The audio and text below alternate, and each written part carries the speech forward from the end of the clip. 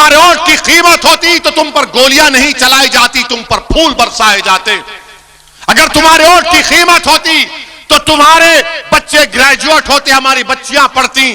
तुम्हारे वोट की कीमत होती तो तुम्हारे मस्जिदों की हिफाजत होती।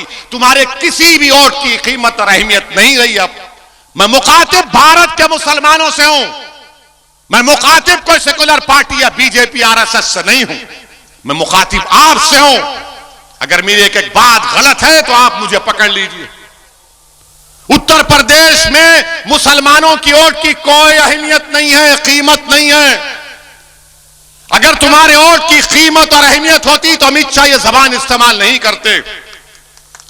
अगर तुम्हारे वोट की कीमत होती तो आजम खान जेल में नहीं होते। अगर तुम्हारे वोट की कीमत होती तो तुम्हारे बच्चे स्कूलों में होते। तुम्हारे वोट की कीमत होती तो तुम पर गोलियां नहीं चलाई जाती, तुम पर फूल बरसाए जाते। अगर तुम्हारे वोट की कीमत होती तो तुम्हारे बच्चे ग्रेजुएट होते, हमारी बच्चियां पढ़ती। तुम्हारे वोट की कीमत होती तो तुम्हारे मस्जिदों की हिफाजत होती। तुम्हारे किसी भी वोट की कीमत और अहमियत नहीं रही। अब इसकी अहमियत और कीमत को अगर जिंदा करना है तो सियासी क़यादत को पैदा करो। हां, अगर तुम खुश हो, अगर तुम खुश हो कि मैं अगयार के चौखट पर जाकर सर झुकाऊंगा, अगर तुम मुतमईन हो कि मैं गुलामी का हक अदा करूंगा, अगर तुम खुश हो कि मैं इसी हालत में रहूंगा, मैं इसी तरह पिटता जाऊंगा, मिटता जाऊंगा और नाइंसाफी का सैलाब मुझ पर आता रहेगा, मैं इस तरह की जिंदगी नहीं गुजार सकता। मैं घुटन में अपनी जिंदगी नहीं गुजार सकता। मुझे सांस लेने की आदत है, मुझे खुली जहन चाहिए, खुला एटमॉस्फेयर चाहिए।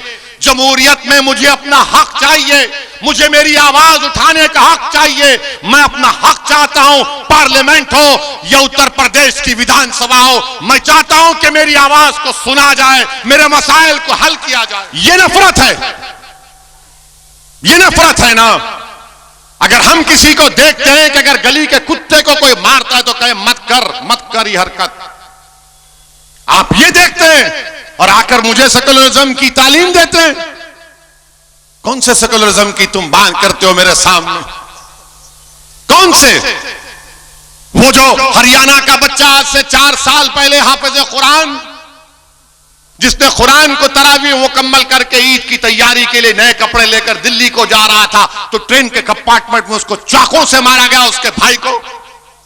वो सेकुलरिज्म जो ट्रेन के कंपार्टमेंट से निकलता, प्लेटफॉर्म पर कोई उठा नहीं सकता, उसका भाई जख्मी हालत में अपने भाई को 20 सीढ़ियां उठाकर लेकर जाता है, दम तोड़ देता है, वो सेकुलरिज्म।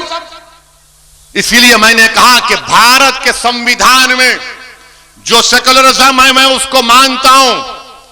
मैं सियासी सेकुलरिज्म को अपनी जूती की नोक पर भी नहीं रखता हूं। भारत का सेकुलरिज्म संविधान का अलग है। जो हमारे मुजाहिदीन आजादी ने ख्वाब देखा था, जो वो खुद उस पर अमल करते थे, मगर ये सियासी पॉलिटिकल सेकुलरिज्म धोखे के लिए इस्तेमाल होता है। हमारा जो जुल्म कर रहे हैं, चाहे किसी मजहब के हो, डरो अल्लाह से, डरो कुदरत के निजाम से। जुल्म करने वालों, फिरौन भी जुल्म किया, नमरूद भी जुल्म किया, यजीद भी किया, मगर इनका जुल्म खत्म हो गया।